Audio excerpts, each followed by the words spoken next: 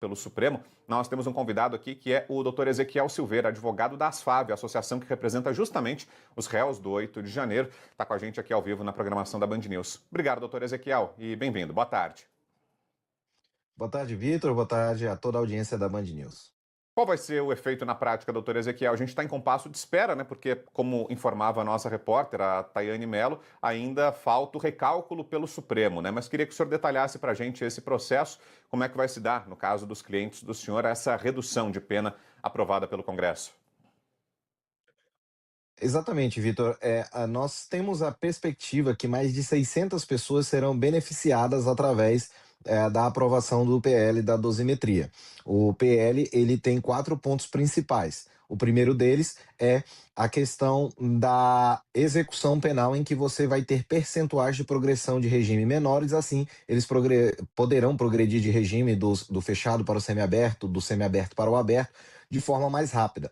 A segunda é a inclusão, a possibilidade da inclusão dos dias de prisão domiciliar para fins de remissão, ou seja, de redução do tempo de pena. Nós temos também a questão da aplicação do concurso formal ao invés do concurso material, ou seja, havendo a condenação aí dos dois crimes de golpe de Estado e abolição violenta do Estado Democrático de Direito, ao invés de somar essas penas, você pega a soma, pega a pena do crime maior, mais grave, e soma com o percentual do outro crime, o que também reduz a pena, além de uma causa de diminuição de pena de 1/3 a 2/3. Então, quando a gente faz esses cálculos e observa as pessoas que seriam atingidas por essa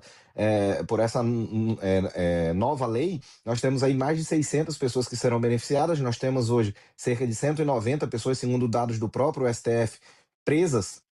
Então, essas pessoas eventualmente serão liberadas, e aqueles que estão com penas aí de 14, 17 anos terão suas penas reduzidas. A gente ainda não sabe em que percentual serão reduzidas, porque essa análise será feita caso a caso, e aí a gente vai poder saber o quanto vai reduzir a pena de cada um, mas a perspectiva é de que essas reduções sejam suficientes, tanto para retirar da prisão quem está preso, quanto para abrandar as penas de forma que essas pessoas possam progredir para um regime semiaberto e aberto eventualmente.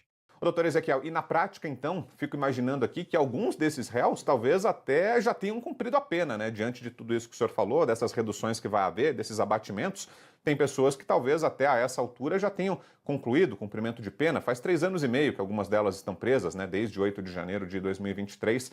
Então, já haveria uma mudança de regime, essas pessoas já seriam colocadas em liberdade? É o caso da maioria desses réus?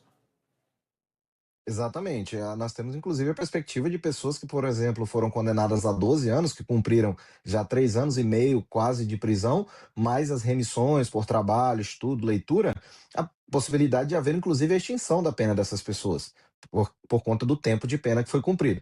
Então, a perspectiva é muito boa. Na prática, nós estamos aguardando para ver como o Supremo Tribunal Federal vai agir em relação a esta inovação legal, porque existem três hipóteses, três possibilidades principais da aplicação dessa lei nos casos concretos. A primeira é que o próprio ministro Alexandre de Moraes, nas execuções penais, determine a readequação das penas nos processos de execução. Então, ele mesmo, de ofício, poderia aplicar essa nova lei e especificar aí os percentuais de redução de pena. Outra possibilidade seria os advogados solicitarem essa redução nos processos de execução penal, e que seriam aí averiguados pelo ministro Alexandre de Moraes. E uma terceira possibilidade seria também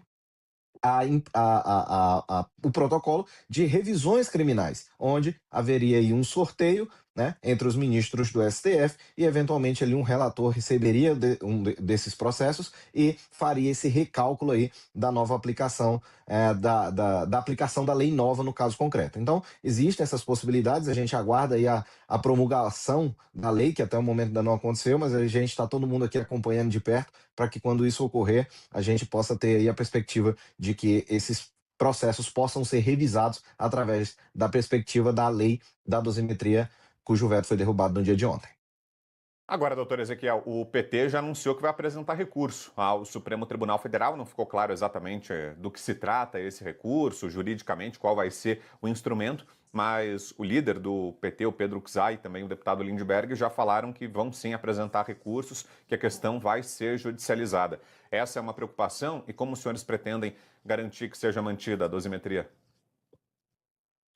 Na verdade, não é uma preocupação, mas é uma previsão, né? Infelizmente, nos últimos anos, a gente tem visto uma judicialização de decisões do parlamento, e inclusive levados pelo próprio parlamento ao Poder Judiciário para apreciação, então não é nenhuma surpresa, já é algo que é esperado, mas nós temos duas perspectivas. A primeira é de que esses argumentos, por seja lá quais forem levantados, serão combatidos ali no Supremo Tribunal Federal. Inclusive, a nossa associação pretende ingressar em eventual processo como amicus curiae para poder entender e auxiliar o juízo aí nessa convicção. E a segunda perspectiva que a gente tem, a segunda previsão que a gente tem é que o Supremo Tribunal Federal vá manter a decisão do parlamento. Esse processo passou, o processo legislativo dessa lei passou pelo parlamento por duas vezes. Primeiro, na sanção nas duas casas e agora na apreciação da derrubada do veto presidencial. Então, é um desejo do parlamento de que esta lei tenha a sua eficácia, a sua eficiência garantida. Então, eu acredito que ao final, ainda que seja judicializado,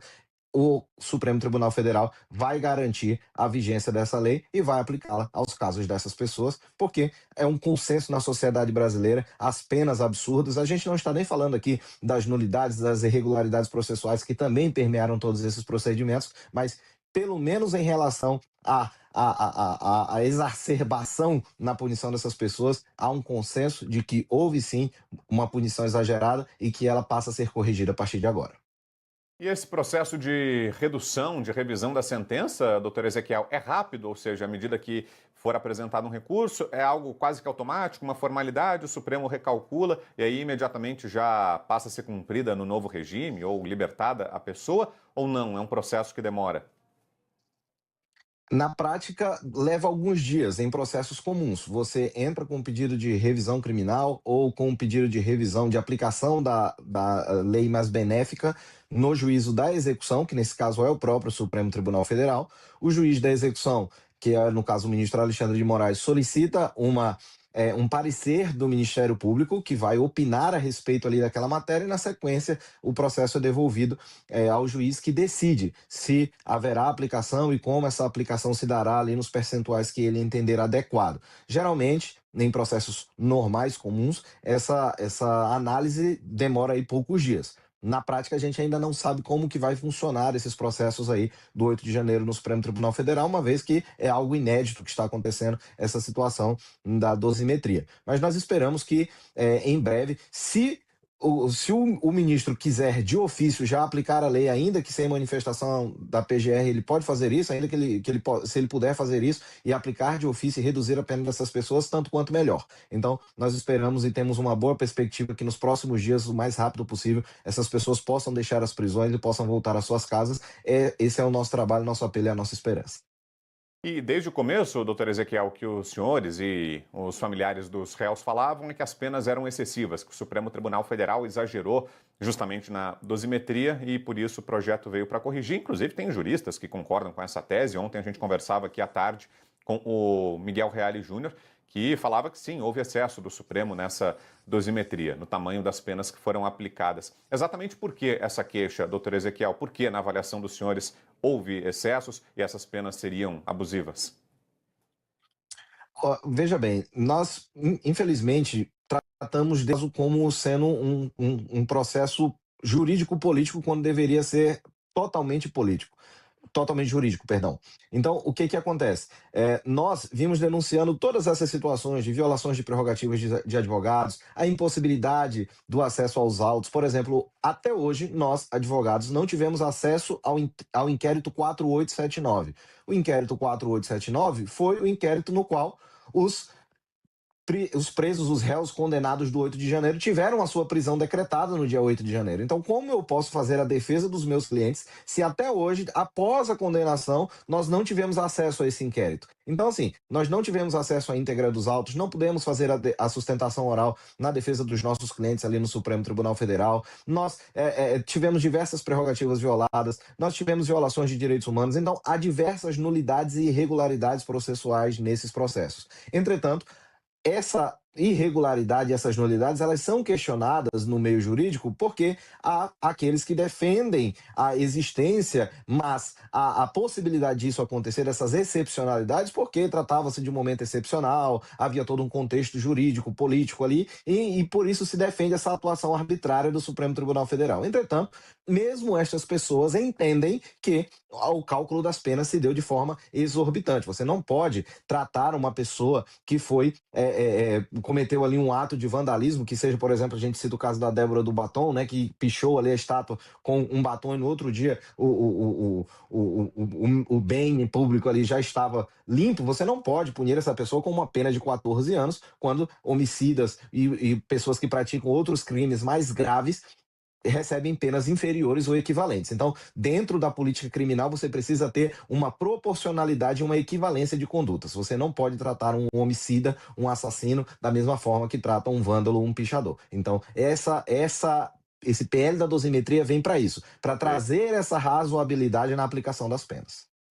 Perfeito. Aí a palavra do doutor Ezequiel Silveira, advogado que representa justamente os réus do 8 de janeiro. Obrigado, doutor, pela presença aqui, pelas informações todas. A gente vai seguir acompanhando esse processo a partir de agora. Conta com o senhor aqui ao longo da nossa programação para ir nos atualizando. Obrigado, viu? Boa tarde, bom feriado.